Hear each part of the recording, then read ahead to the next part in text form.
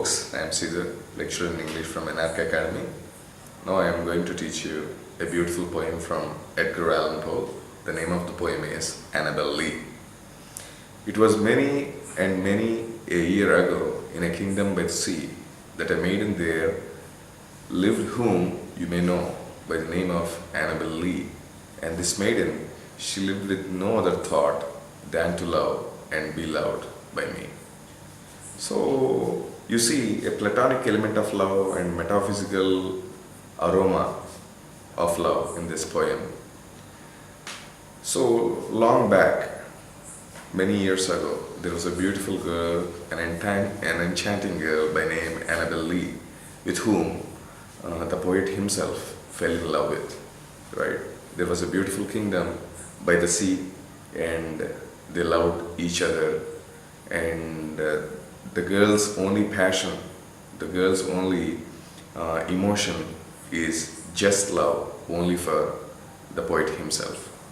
I was a child and she was a child.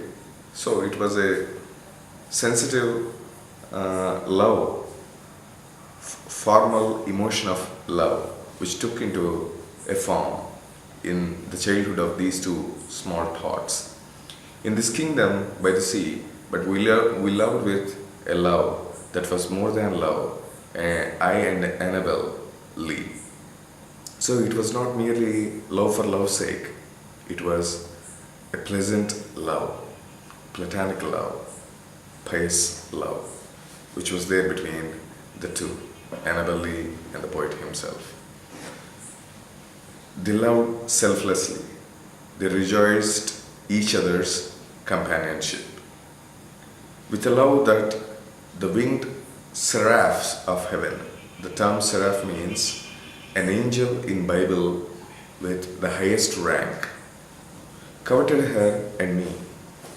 Coveted, zealous and eager for something. The term covet gives the sense of meaning. Zealous about something. So even gods and goddesses, metaphysical embodiments, are showing interest in the relation between these two toddlers. And this was the reason that long ago in this kingdom, by the sea, a wind blew out of a cloud, chilling my beautiful Annabel Lee, so that her highborn kinsman came and bore her away from me to shut her up in a sepulchre. Sepulchre means tomb, grave, in this kingdom by the sea. Her kinsman came to know her relationship with the poet, the phenomenal existence of the poet in the poem, and they took her away from him and caused severe pain for him and left emptiness for him. And they made her sleep permanently in a sepulchre in the kingdom by the sea. A sorrowful strain is observed in these lines. Solitude of pain is observed in these lines. The angels, not half so happy in heaven, went envying her and me. Even angels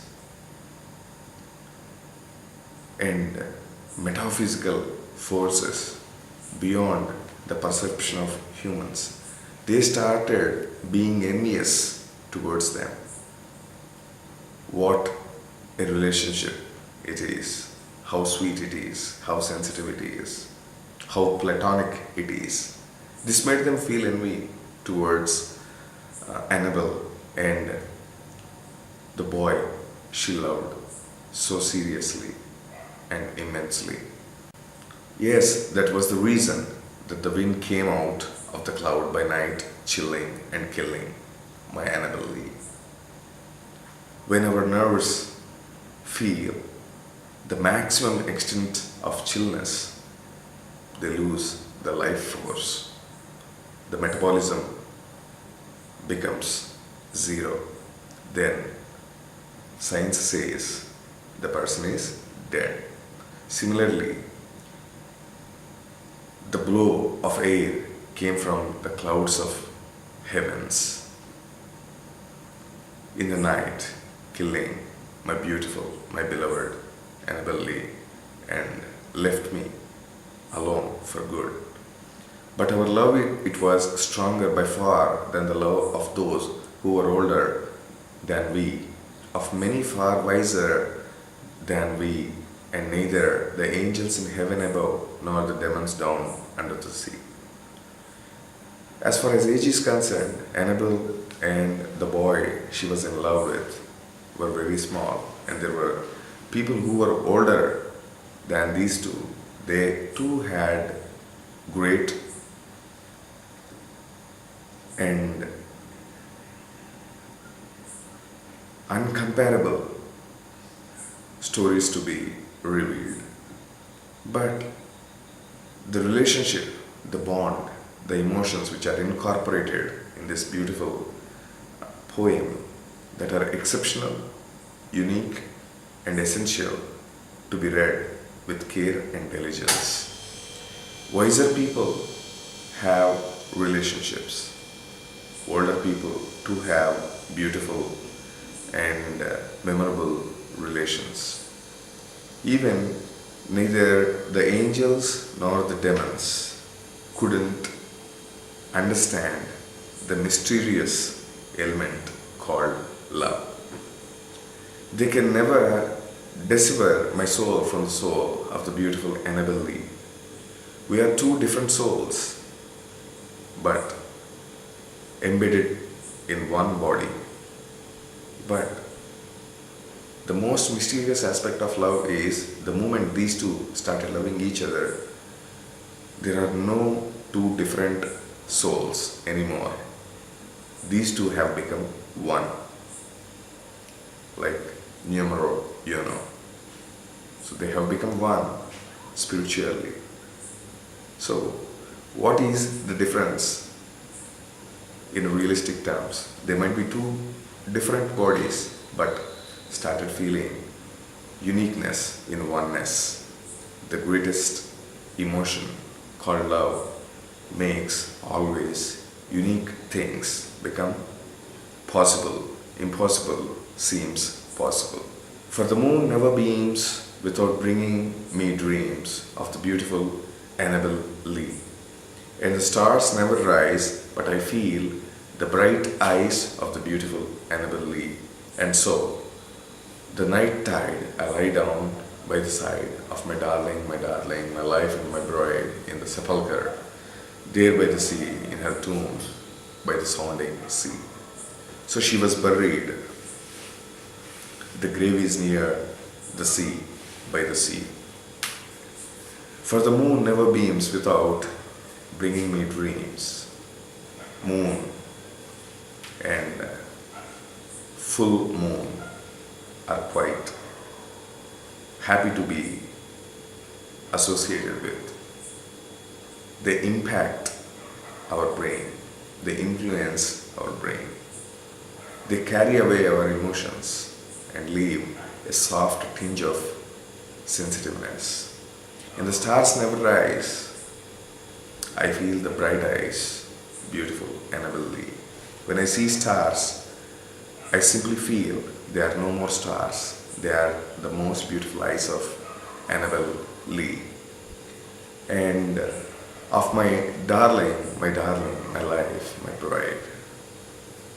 The poet felt Annabel as his dearest and dearmost bosom friend, the alter ego. We may call it alter ego. Without Annabel, there is nothing for him in this world. Everything is with her. Everything is for her. In the absence of Annabel, the world has become a big vacuum for him. He's feeling that nothing is left for him. All is only solitude and monotony.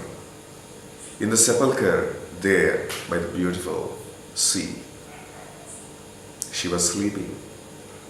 She was in eternal sleep. And the person, the small boy who was in love with her, is also in deep sleep, but no dreams are coming.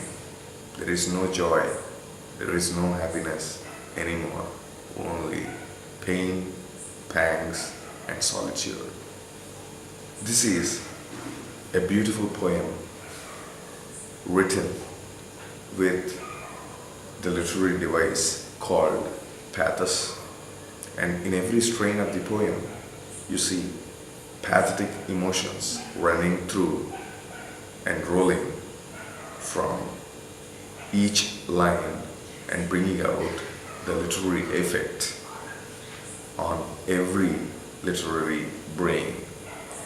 I feel it is a very beautiful poem, highly delightful, and a poem of great philosophy, a poem of phenomenal and exceptional explanation of love and the fact of life. Thank you so much.